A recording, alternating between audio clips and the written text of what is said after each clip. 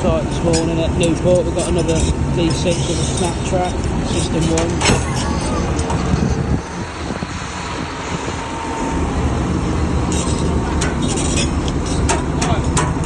Whoa! Right, Nathan, if you use this corner of your blade on this side of the ripper and just try and push his back end round a bit.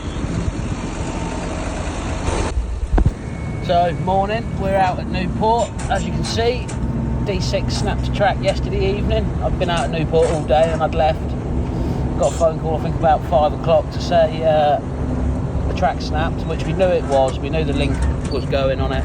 We just needed to keep it running to get this job done. Well, not get it done, but we're doing the final trim on the job.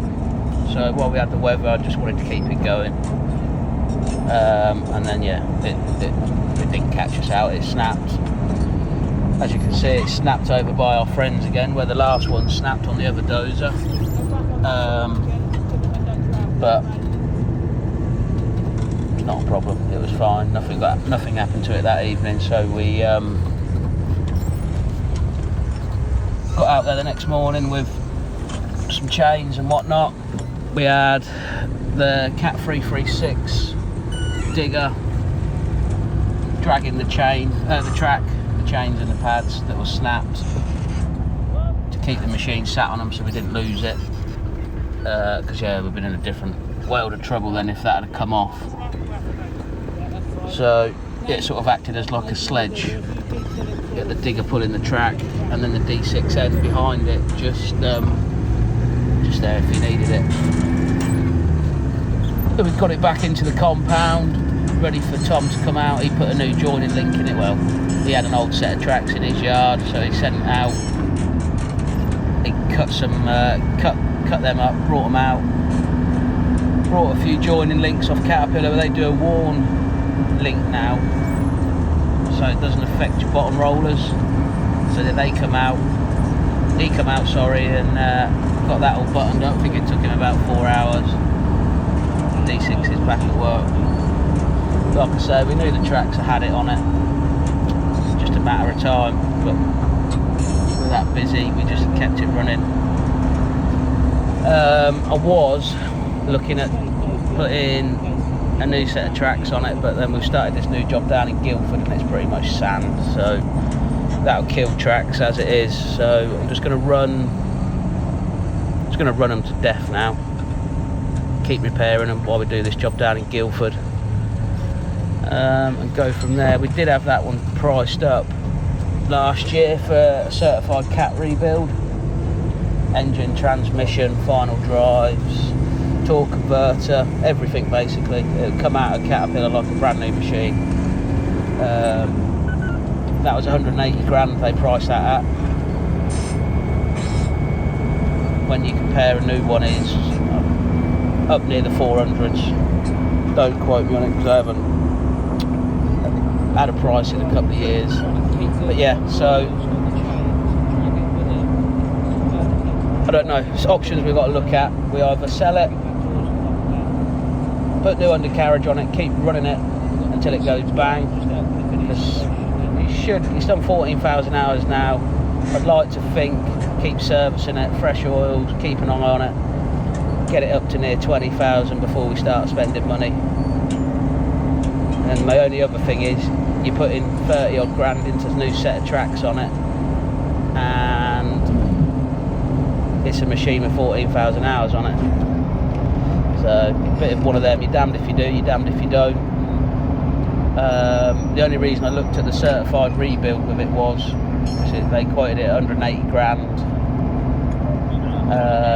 That was, like I said, final drives, engine, transmission, torque converter, pins, pushes, full rebuild. I wanted everything done, so it come out of there like a brand new machine, new tracks, new interior, fresh spray job, so it would come out looking like it's just come off the production line. And that's the price they come back with, and they offered us 8 years or 8,000 hours warranty, I believe. Don't quite, it's definitely 8,000 somewhere. So yeah, we'll see. Where a new one, I believe, you only get 4 or 5 years. So yeah, things to look at. But I think we'll just keep running it at the minute, especially on this job in Guildford where it's sandy. We're just gonna run them tracks to death and keep repairing them. I think I'm not putting a brand new set of tracks on the machine, not at the price of stuff. You might think that's wrong, but yeah, start tracking back. But then I've also got another option. Do I sell it? Do I sell it and update it? It's done 14,500 hours, but we'll see. We'll see. We're busy at the minute. Can't afford to get rid of it. There's no point getting rid of that and hiring one in. I may as well keep using it. We'll go from there. Yeah, like I say, it's back up and running now. Back doing what it was doing, trimming. So.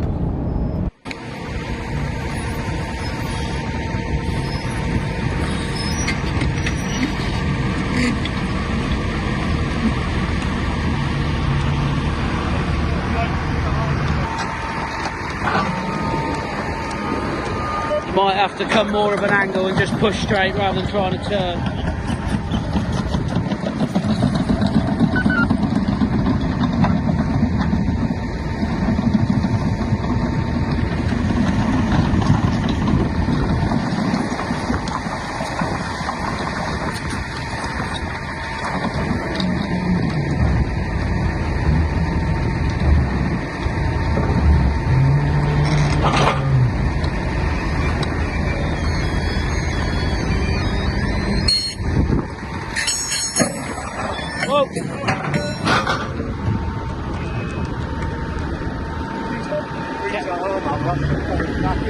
Should be alright. Should jump out there. Got the track guides.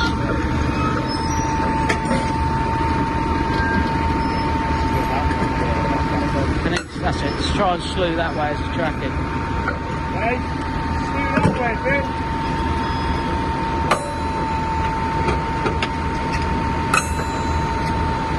Good call, mate.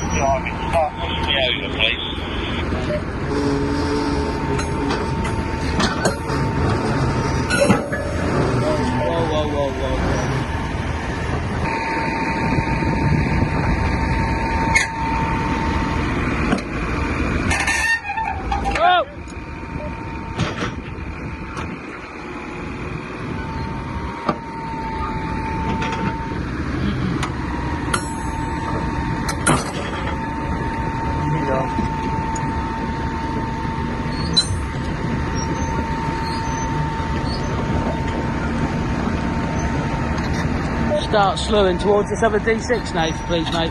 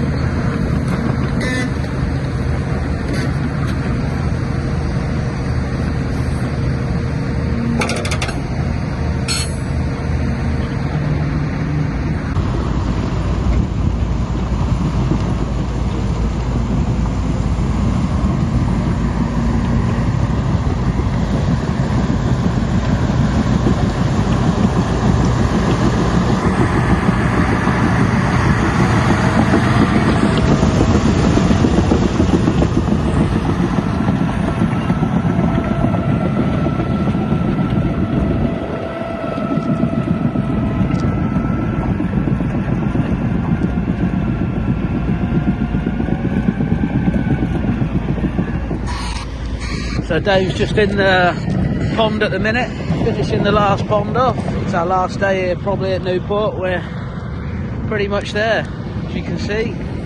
All these areas. Finally had a final trim and a roll.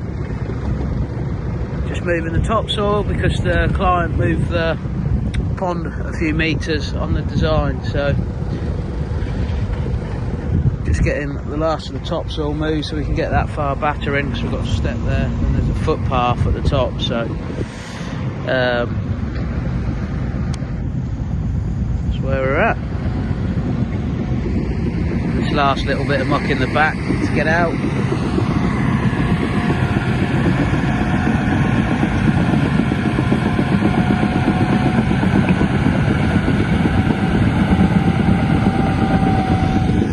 That's where we're at today, getting the last bits finished off, tidied up. Once the digger up there is finished moving that topsoil, we'll come back round here and start loading some of that.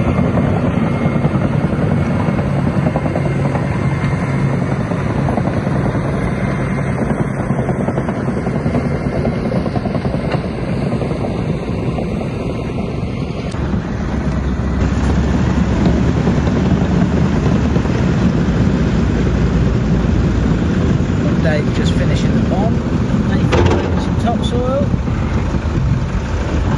Sean loading the trucks, the last bit out of the pond, and then we're pretty much done. Dave's levelling water, up he is in his little swamp, bless him.